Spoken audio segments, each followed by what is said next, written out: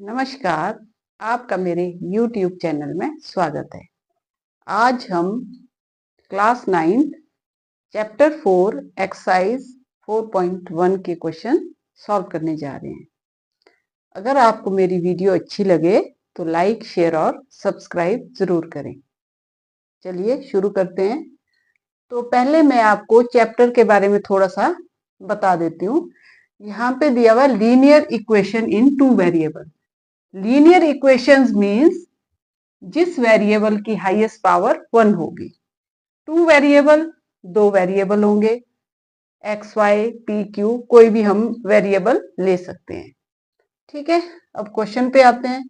Question number 1 है the cost of a notebook is twice the cost of a pen. Write a linear equation in two variable to represent this statement. हमने जो ये statement दी हुई है इसे हमने equation की फॉर्म में पुट करना है। ठीक है, इक्वेशन बनानी है इस ये जो स्टेटमेंट दी हुई है। और साथ में इसमें क्वेश्चन में ही दिया हुआ है take the cost of a notebook to be rupees x and that of a pen to be rupees y. तो हम इसे लेट कर देंगे, let be the cost of a notebook. Notebook की कॉस्ट दी है रुपीज एक्स। ठीक है, and that of pen is equal to rupees y. ये तो हमने लेट कर दिया नोटबुक और पेन की कॉस्ट को। अब इसकी हमने इक्वेशन बनानी है। तो क्वेश्चन में क्या बोल रहे हैं उसको समझना है। Cost of a notebook, notebook की जो कॉस्ट है वो क्या है, ट्वाइस है, डबल है। किससे? Cost of a pen. Notebook की कॉस्ट पेन की कॉस्ट की डबल है। अब हमने लेट कर दिया है cost of a notebook rupees x and cost of a pen rupees y. ठीक है, अब हमने इसकी इक्वेशन बनानी है। तो ये है हमारी नोटबुक की कॉस्ट। ठीक है, किसकी कॉस्ट है ये? नोटबुक की। और ये है हमारी पेन की कॉस्ट।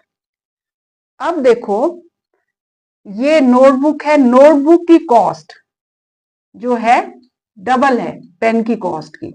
तो इसको इक्वल करने के लिए जो पेन की कॉस्ट है उसको हमें 2 से मल्टीप्लाई करना पड़ेगा, तब वो इक्वल आ जाएंगे।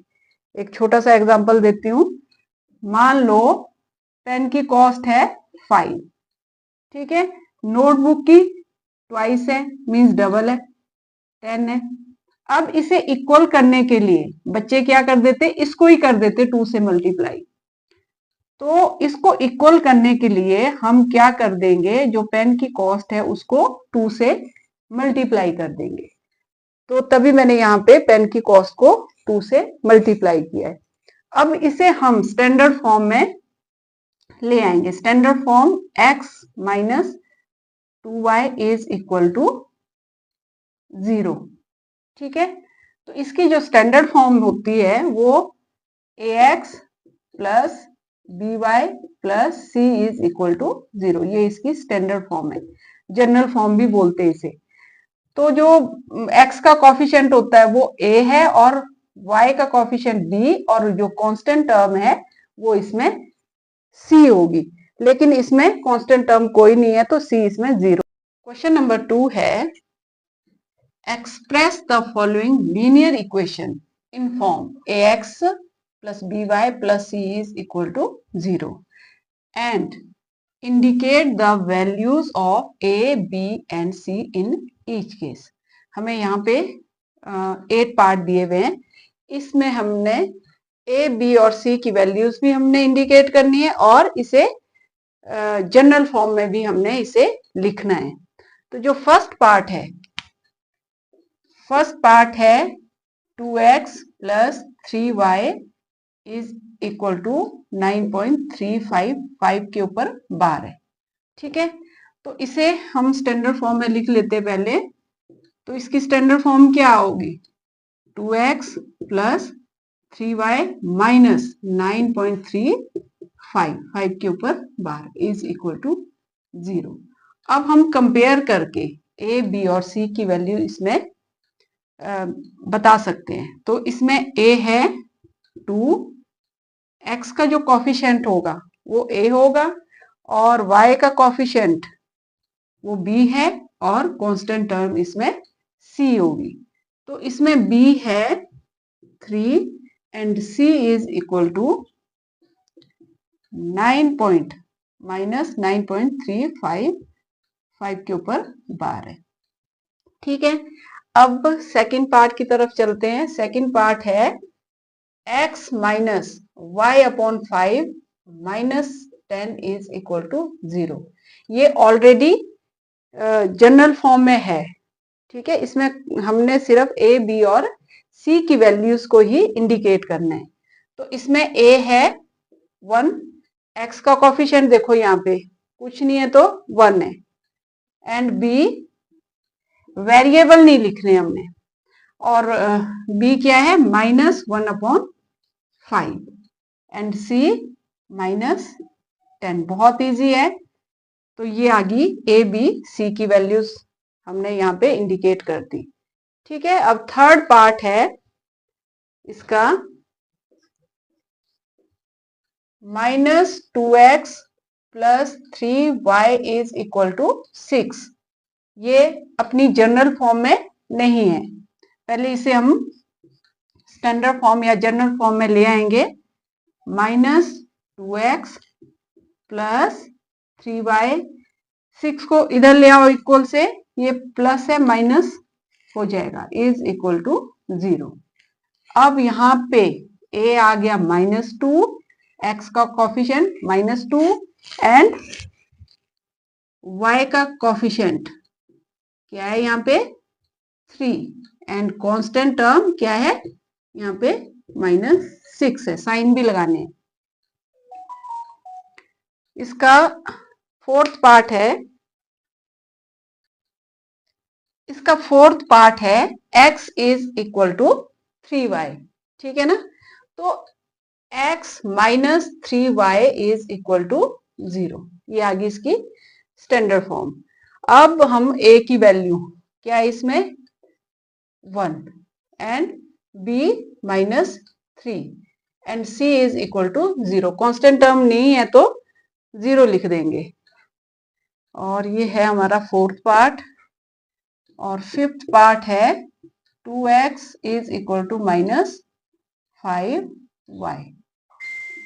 2x माइनस है, इक्वल से इधर ले आएंगे तो साइन चेंज हो जाएगा, प्लस हो जाएगा। 5y is equal to 0। ठीक है, अब यहाँ पे a is equal to 2, x का कॉफिशिएंट 2 है यहाँ पे, and b is equal to 5 and c is equal to 0। यहाँ कांस्टेंट टर्म नहीं है तो c इसमें 0 आ जाएगा। तो इसका सिक्स्थ पार्ट है 3x plus 2 is equal to 0। ठीक है, तो इसकी जनरल फॉर्म ये ऑलरेडी जनरल फॉर्म में है, तो हम सीधा ही a, b और c की वैल्यूज निकाल देंगे। तो a है इसमें 3, x का कॉफिशिएंट। ठीक है, तो यहाँ पे y नहीं है तो y क्या आ जाएगा, सॉरी b क्या आ जाएगा यहाँ पे 0। ठीक है, और c इसमें 2। सेवंथ पार्ट है y -2 इज इक्वल टू 0। ठीक है, इसमें x नहीं है, वेरिएबल x नहीं है, तो हम इसे 0x इस तरह से भी लिख सकते हैं, plus y -2 is equal to 0। तो इसमें a is equal to 0 and b is equal to 1 and c is equal to -2। ठीक है, इसका 8th पार्ट है 5 इज इक्वल टू 2x। अब -2x आ जाएगा, साइन चेंज हो जाएंगे, +5 इज इक्वल टू 0। तो यहाँ वेरिएबल y नहीं है, -2x + 0y + 5 is equal to 0। तो यहाँ से a आ जाएगा -2 एंड b आ जाएगा 0 and c is equal to 5।